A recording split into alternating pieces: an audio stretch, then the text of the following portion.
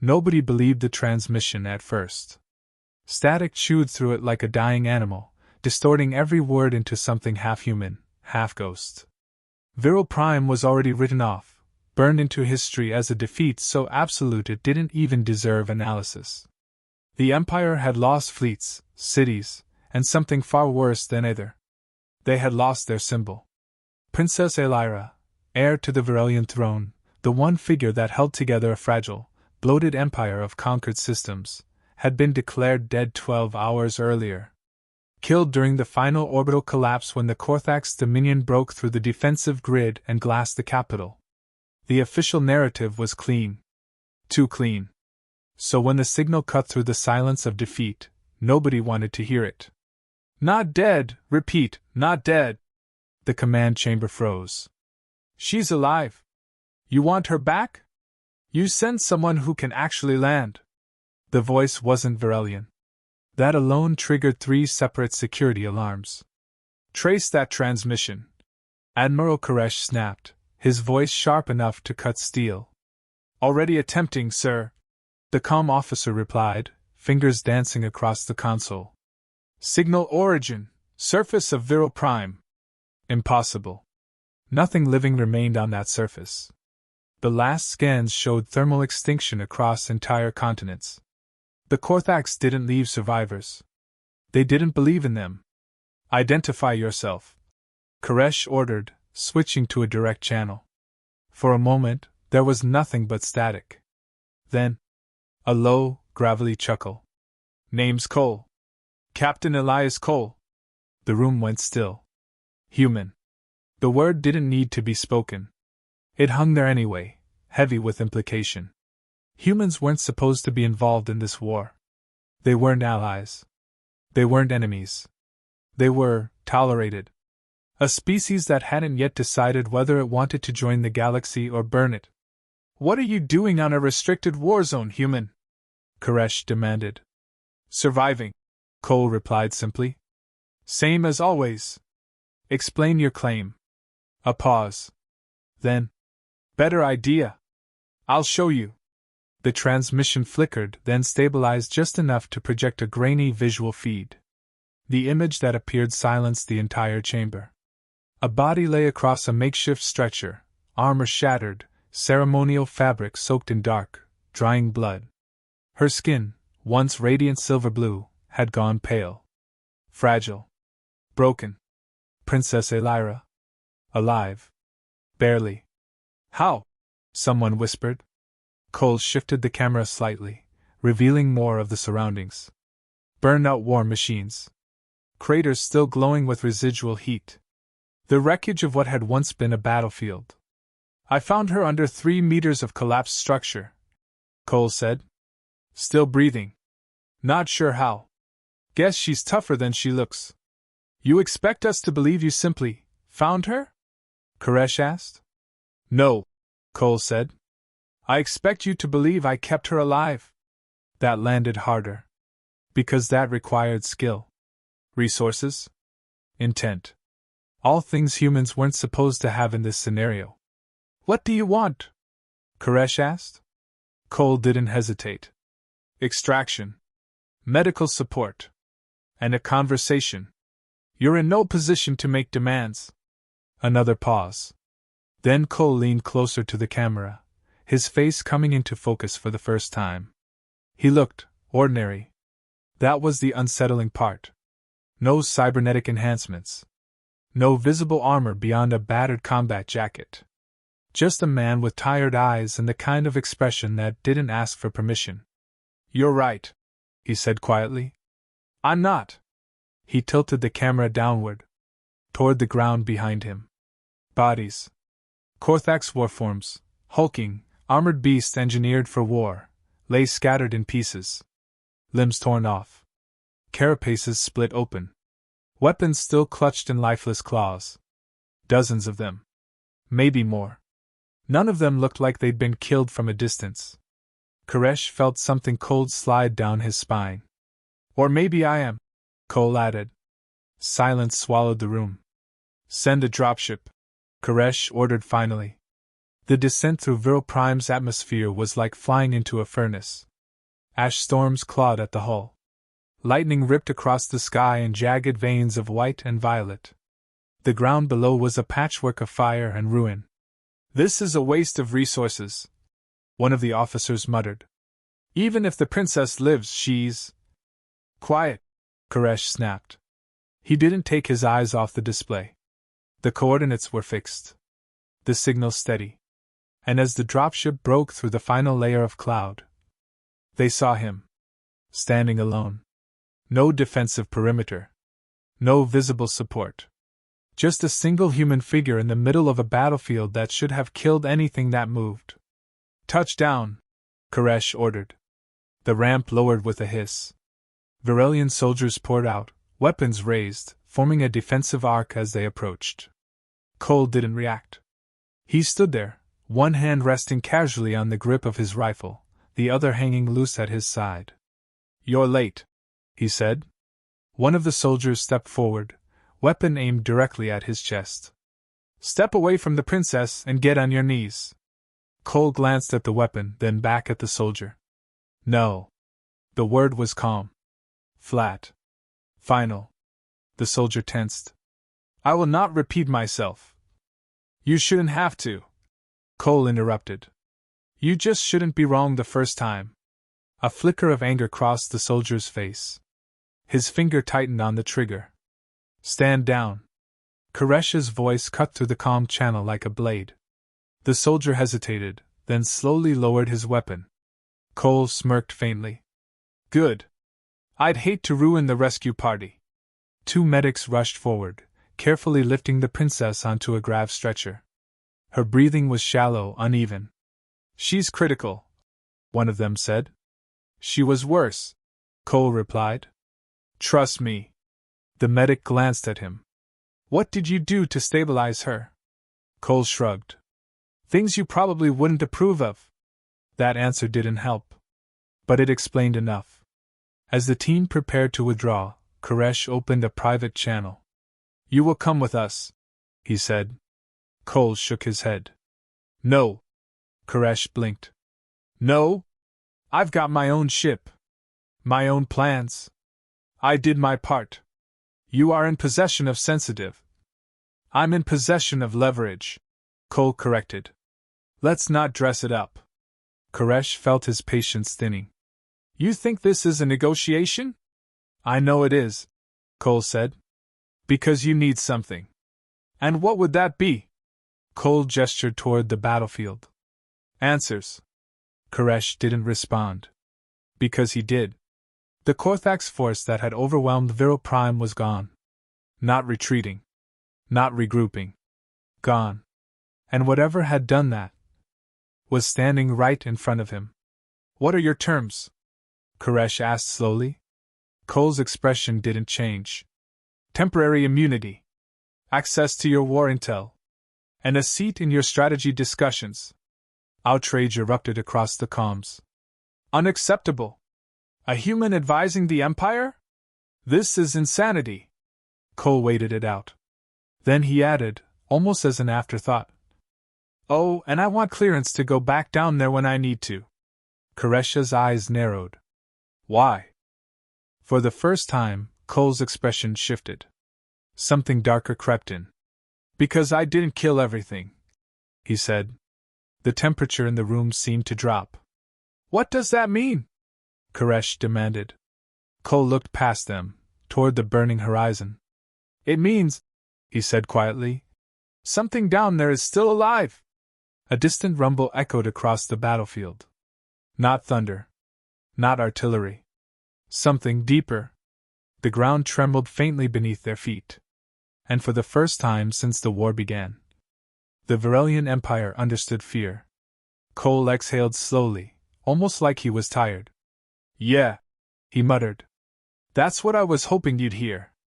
He looked back at them, a thin, humorless smile forming. "Welcome to the part where it gets worse." The dropship shuddered as it rose above the burning plains of Viral Prime, the air outside thick with ash and the distant scent of molten metal. The princess lay unconscious on the stretcher, her fragile chest rising and falling beneath Cole's watchful eyes. The medics fussed over her, checking vitals and murmuring to one another, but Cole didn't flinch. He had seen worse, survived worse, and somehow he always made it through. Humans, Koresh would soon learn, were the kind of predators that wore patience like armor. "Tell me exactly what happened down there," Koresh said, leaning over the console. His voice was sharp, tinged with disbelief. "Your ship shows a dozen Korthax warforms obliterated in under 15 minutes. No orbital strikes, no heavy weapon support. How?" Cole smirked faintly, his eyes never leaving the princess. "I made a plan," he said. "Simple, brutal, and messy. I walked in, closed the distance, and let them fight the wrong enemy." Koresh's jaw tightened. "You mean, you killed them all, alone?" "Not alone," Cole replied. "Elira helped. Kind of." He let the words hang, letting Koresh imagine the scene. A princess, fragile, barely conscious, wielding courage like a blade. A human hunting creatures bred for war across a shattered battlefield. Koresh felt bow rise in his throat. It was unthinkable. Unacceptable. And terrifyingly effective. "You're insane," Koresh muttered. Cole's grin widened. "Thank you?" High praise coming from an Empire bureaucrat. The medics exchanged uneasy glances. Humans weren't supposed to joke about carnage. Humans weren't supposed to walk into hell and survive. Yet here he was, calm, collected, still smiling. And Koresh couldn't decide if he hated or envied him for it. Cole finally leaned back, hands behind his head. "Let me tell you about the Korthax. Their tactics are predictable. They're territorial, arrogant, think in numbers. But they're not creative. Not imaginative. Humans? We don't need imagination. We just don't quit. They thought they had me cornered. I let them think it. Made them comfortable. Then I removed the floor beneath them. Physically, metaphorically, emotionally. You should have seen the look on their faces. The ones that survived more than a minute, anyway." Koresh swallowed hard. "And the princess? She's alive because she doesn't take orders from death. I didn't do anything fancy. I just didn't let her die." Cole's voice was quiet now, almost reverent. "She's stubborn. You'll understand that soon enough." The princess shifted on the stretcher, groaning softly. Cole's eyes flicked to her, scanning every shallow breath, every twitch. He muttered under his breath. "Good. Still kicking." Koresh frowned. "This human style of yours. It's reckless. Immoral. And yet," his gaze drifted to the sensor feeds. The battlefield below looked like a graveyard painted with fire and blood. "And yet it works." Cole shrugged. "That's what humans do. We adapt. We improvise. And we make the impossible seem inevitable." The dropship shuddered again. Koresh looked out the viewport, scanning the horizon. Something didn't sit right. The Korthax remnants had vanished, but there were signs. Tracks, scars, subtle distortions in the ground, as if the planet itself had shifted in response to whatever Cole had unleashed. "What is that?" Koresh asked, unease creeping into his voice. Cole's smile returned, colder this time. "That's the part they didn't see coming. Not just me, not just the princess. Something else survived. Something smart. Something fast. And it's still hungry." Koresh's stomach turned. Humans were dangerous, yes. But this was something beyond recklessness. This was a storm contained in a man's mind, a predator with patience. And now it had the Empire in its sights. As they approached orbit, the communications channels erupted with panic. The retrieval fleet had detected news signals on the surface, distortions, energy spikes, movements inconsistent with natural disaster. Koresh tried to suppress the rising dread, but Cole seemed to anticipate it. "You're worried, Admiral," Cole said. "Good. You should be. That's how humans like it. Fear makes mistakes. Fear makes you predictable." Koresh gaped. You're threatening us." Cole shrugged. Not threatening. Advising. Consider it a lesson. And maybe a warning. You've underestimated humans for centuries. That's over. The princess stirred again, faint murmurs escaping her lips. Cole leaned closer, speaking softly. Almost there, Your Highness. Almost safe. Her eyelids fluttered, revealing eyes that still held fire despite the trauma. Koresha's communicator crackled. Sensors detect unusual energy readings on Viral Prime. Could be remnants of human intervention, or worse. Cole's grin was quiet, sinister. Or better. The dropship pierced the upper atmosphere, leaving the burning surface behind. Yet Koresh couldn't shake the feeling that the real battle wasn't over, not even close. Whatever humans were capable of, it was only beginning to reveal itself. And somewhere beneath the ash, something stirred. Silent, unseen, yet aware. The galaxy had underestimated humanity. And it was about to pay. Cole glanced at the princess, then back at Koresh. You wanted answers. Here's the first one. Humans don't surrender. Not here. Not ever. And anyone dumb enough to stand in our way. He paused, letting the weight of the words sink in. Doesn't live long enough to regret it. Koresh swallowed. Fear, respect, and something like awe collided in his chest. This human wasn't a soldier. He was an apocalypse walking on two legs, carrying the princess like a talisman. And the Empire, fragile, arrogant, and slow, was suddenly on borrowed time. Cole exhaled slowly, leaning back. No, he said, voice low and deliberate. Let's talk about the fun part. The part Koresh already knew he would never forget. The part where humans turned survival into art, and revenge into a weapon. The galaxy, it seemed, was about to learn a very harsh lesson. The moment the dropship docked in the orbital station, the Empire's council erupted into a storm of outrage, disbelief, and fascination. Cole didn't even bother to stand. He leaned against the bulkhead, arms crossed, watching as Varelian generals argued over procedure, protocol, and morality. This is unacceptable, one counselor barked. A human? Advising the Empire? In possession of the princess? You! Cole cut him off with a chuckle. Relax. I'm not here for politics. I'm here for results. You'll learn the difference soon enough. Koresh clenched his fists. He wanted to hate the human. He wanted to throw him out of the nearest airlock. But the sensor feeds told a different story. Cole wasn't bluffing. He had already rewritten the rules of engagement. And the Empire needed him. Brief me, Koresh demanded, forcing himself to take control of the situation. What did you find on Viral Prime? Cole's grin was faint, but lethal. What I found was the Korthax Empire's biggest mistake, underestimating humans. They thought they could eliminate a species that doesn't play by the rules. That they could leave a princess alive in a war zone and nobody would notice. They were wrong. He tapped a holomap. The devastation of Viral Prime blinked red and orange on the display. Craters, scorched cities, twisted wreckage. Every Korthax unit left alive is gone. Not by bombs, not by fleet strikes, not by magic or miracles. By me. Close combat. Guerrilla tactics. Human ingenuity applied to a battlefield where every advantage was theirs, except one. Me.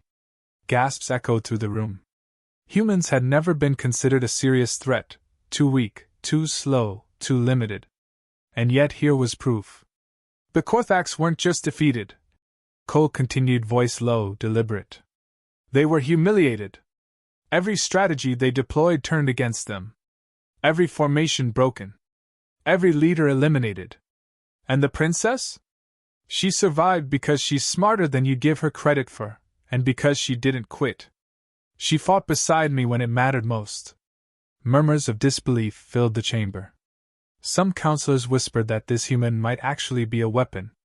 Others suggested he was a demon in human form. Koresh didn't speak, only listened, the weight of the situation pressing down on him. Then Cole leaned forward, voice dropping to a dangerous whisper.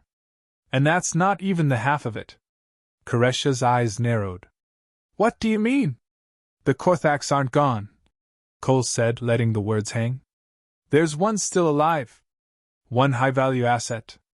And they're coming back for her. The room went silent. The princess stirred, her eyes fluttering open. Pain, fear, and a stubborn spark of defiance flickered across her face. She tried to speak, but Cole's hand gently pressed against hers. I've got this, he said. Stay quiet until I say otherwise. Koresha's stomach twisted. He didn't trust this human. No one could. But he also knew, just as every officer in that room knew, that Cole's words carried truth. Humans weren't just survivors. They were predators. And when they chose a target, nothing survived. Hours later, Cole departed in a small strike vessel, taking only the princess and minimal crew. His plan was unorthodox, terrifying, and utterly human. They would hunt the surviving Korthax leader not with fleets or bombs, but with ingenuity and fear, a slow, precise predator strike designed to leave no survivors, no escape, and maximum psychological impact. The Varelians watched, helpless, as the human vanished into the remnants of their planet, leaving them to wonder if they had made the greatest mistake in their empire's history. Cole's assault was surgical. He bypassed fortified zones, exploited weaknesses, and used the terrain of death itself as a weapon.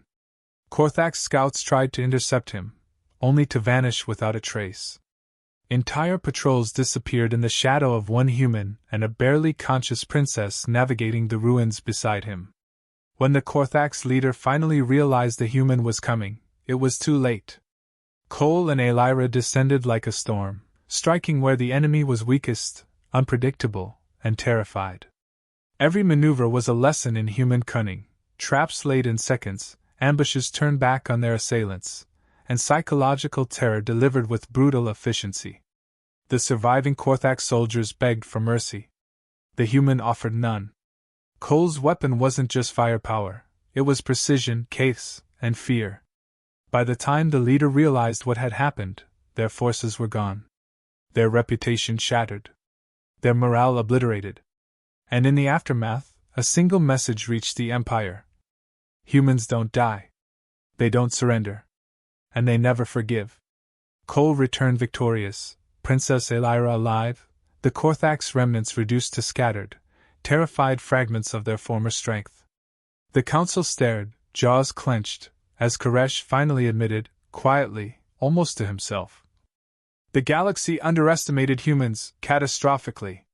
Cole's smile was faint, satisfied, and terrifying all at once. You haven't seen anything yet.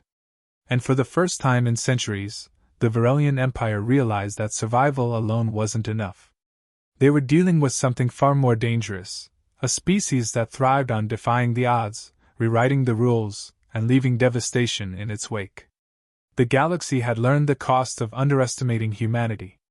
And it had just begun. The moment Cole and Princess Elira returned to the orbital station, the tension in the council chamber was electric, thick enough to choke a man. The Varelian Empire, arrogant and sprawling, had just witnessed a human turn their defeat into a spectacle of absolute dominance. And worse, they were still alive. Both of them. Explain, one counselor demanded, voice trembling. Explain how this is possible. Cole didn't answer immediately. He let the holodisplay rotate, showing the aftermath of Viral Prime in grisly detail. Craters, twisted metal, Korthax forces reduced to fragments strewn across a planet burned black. Then he zoomed in, closer, sharper, revealing small, meticulous traps he had left behind, every movement engineered to terrorize the enemy if they returned. You see this?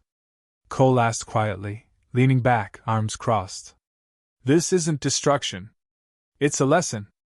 The Korthax aren't just gone, they've learned fear. And fear travels faster than fleets. Koresha's hands clenched on the edge of his console. And what of the princess? You risked her life. Cole's expression softened, almost imperceptibly, as he glanced at Elira. She's a fighter.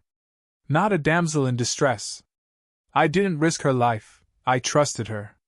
And she delivered. Twice. Elira shifted slightly, still weak, but her eyes burned with determination. I survived. she said, voice low but firm. Because he didn't let me die. And because I didn't let them take me.